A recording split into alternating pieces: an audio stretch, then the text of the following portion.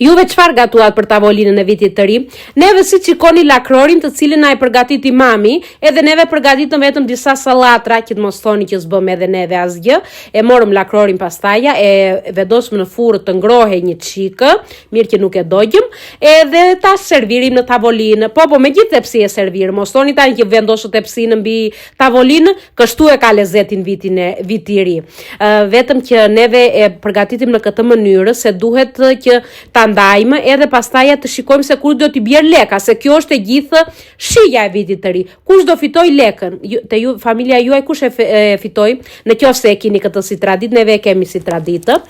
Sallatat që përgatit ishte roka, ishte lakre bardh me karotë, ullinjë, çfarë tjetër kishim, nuk e mbaj mend. Nejse, disa sallatra bëm se mbeten atje nuk i ham pastaja, na mbeten edhe për të nesërmen. Mos e pyesni, kemi të ham lakror për një javë.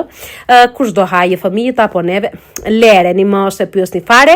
Edhe tani, këtu ishte pjesa ime që thoni, ua, në mish ishte leka. Nuk e bra me hile, mos pandeni se e bra me hile se e pa se ku e vuri mami, se u kthye djalit time, edhe i thoshtim ja kujt është kjo pjesë, edhe i tha me radh njerëzit.